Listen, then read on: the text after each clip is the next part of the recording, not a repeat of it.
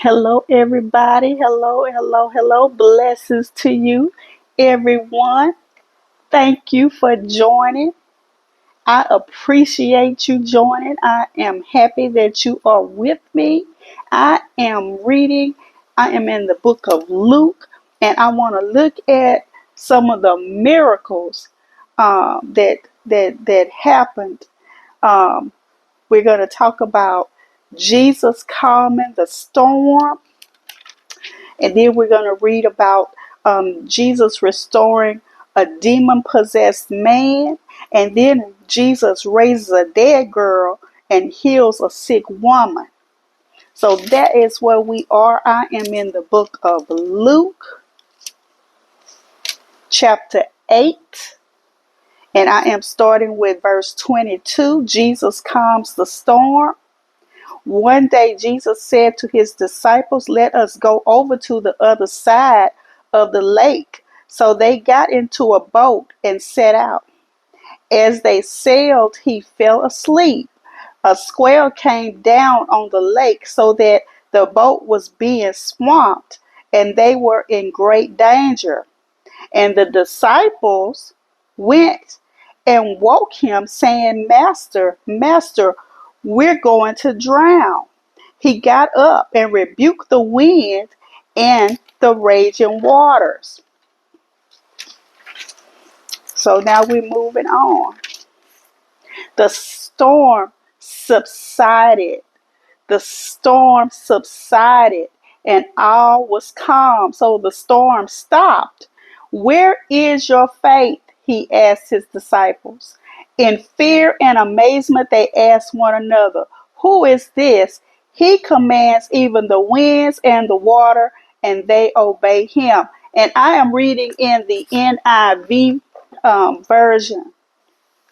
And then Jesus restores a demon possessed man.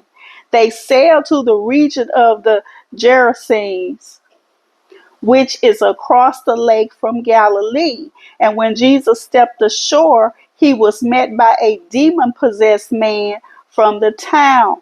For a long time, this man had not worn clothes or lived in a house, but had lived in the tombs. When he saw Jesus, he cried out and fell at his feet, shouting at the top of his voice, "What do you want with me, Jesus, Son of the Most High God? I beg you, don't torture me." For Jesus had commanded the impure spirit to come out of the man. Many times it had seized him, and though he was chained hand and foot and kept under guard, he had broken his chains and had been driven by the demons into solitary places. Jesus asked him, "What is your name?" And he said, "Legion, Legion," he replied, because many demons had gone into him. And they begged Jesus repeatedly not to order them to go into the abyss. A large herd of pigs was feeding there on the hillside, and the demons begged Jesus to let them go into the pigs, and he gave them permission. And when the demons came out of the man, they went into the pigs, and the herd rushed down the steep bank into the lake and was drowned. When those tending the pigs saw what had happened, they ran off and reported this in the town and countryside, and the people went out to see what had happened. And when they came to Jesus, they found the man from whom the demons had gone out sitting at Jesus' feet, dressed and in his right mind, and they were afraid. Those who had seen it told the people how the demon possessed man had been cured. Then all the people of the region of the Gerasenes asked Jesus to lead them because they were overcome with fear. So he got into the boat and left. The man from whom the demons had gone out begged to go with him, but Jesus sent him away, saying, "Return home and tell how much God has done for you." So the man went away and told all over town how much Jesus had done for him. Now Jesus raises a dead girl and heals a sick woman. Now when Jesus returned, a crowd welcomed him, for they were all expecting him. Then a man named Jairus, a synagogue leader, came and fell at Jesus' feet, pleading with him to come to his house because his only daughter, a girl of about 12, was dying. As Jesus was on his way, the crowds almost crushed him, and a woman was there who had been subject to bleeding for 12 years, but no one could heal her. She came up behind him and she touched the edge of his cloak, and immediately her bleeding stopped. Who touched me? Jesus asked. When they all denied it, Peter said, Master, the people are crowding and pressing against you. But Jesus said, Someone touched me. I know that power has gone out from me. Then the woman, seeing that she could not go unnoticed, came trembling and fell at his feet. In the presence of all the people, she told why she had touched him and how she had been instantly healed. Then he said to her, Daughter, your faith has healed you. Go in peace. While Jesus was still speaking, someone came from the house of Jairus, the synagogue leader. Your daughter is dead, he said. Don't bother the teacher anymore. Hearing this, Jesus said to Jairus, Don't be afraid, just believe, and she will be healed. When he arrived at the house of Jairus, he did not let anyone go in with him except Peter, John, and James, and the child's father and mother. Meanwhile, all the people were wailing and mourning for her. Stop wailing, Jesus said. She is not dead, but asleep. And they laughed at him, knowing that she was dead. But he took her by the hand and said, My child, get up. Her spirit returned, and at once she stood up. Then Jesus told them to give her something to eat. Her parents were astonished, but he ordered them not to tell anyone what had happened. So I'm thankful we have just read from the book of Luke. So we have read from the book of Luke, chapter 8, verse 22, and then we read up to verse 56 of chapter 8. So it's truly a blessing. We see that miracles were happening during that time, and the same miracles that were happening then, you have access to those same miracles too if you only believe. So if you believe, regardless of what that situation is, whether it may be sickness, and you may feel that it's sickness, and you may feel like your spirit is leaving you, but even with that, He can heal your body. He can heal your body.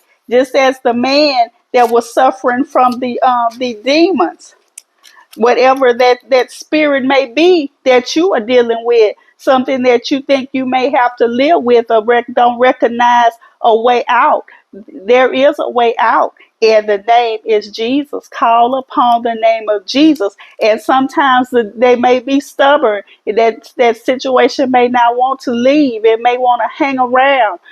That sickness may not want to leave you. It wants to stay there. But you have authority. You have authority. You have the power in Jesus' name to make that demon flee. Every knee shall bow at the name of Jesus. So if you call on the Lord and do not stop and believe and receive, and it is so. So yes, you can. Yes, you can live a victorious life, free from sin, free from sickness, and free from disease, because you have that authority.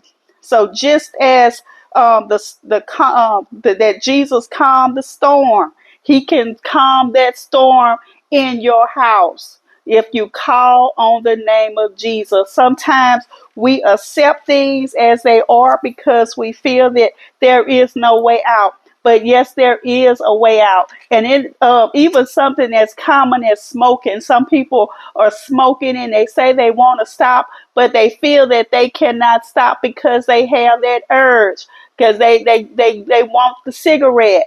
Well, even that, nothing is too hard for God. You do not have to crave a cigarette. You can command that spirit to go, that spirit of addiction, that spirit that is causing you to want something other than the Lord. You can demand that spirit to go and be firm about it and trust God. Call on the name of the Lord and it will have to flee in Jesus' name. So that's what we're holding on to today.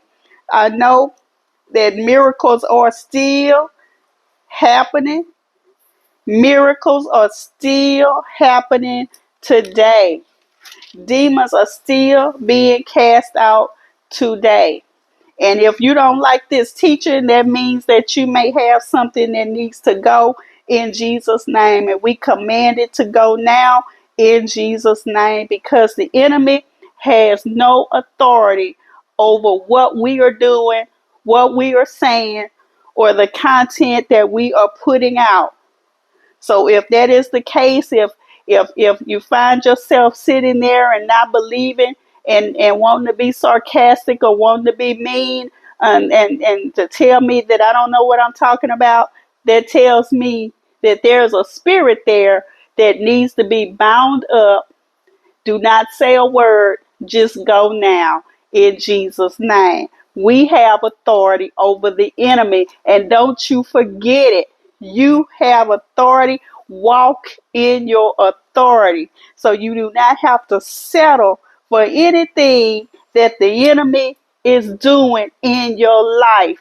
I don't care what it is. Even if it's in your finances, you do not have to settle. You are more than a conqueror. You do not have to settle for anything that the enemy is doing because the Lord is still blessing. He is in the blessing business. He's still healing.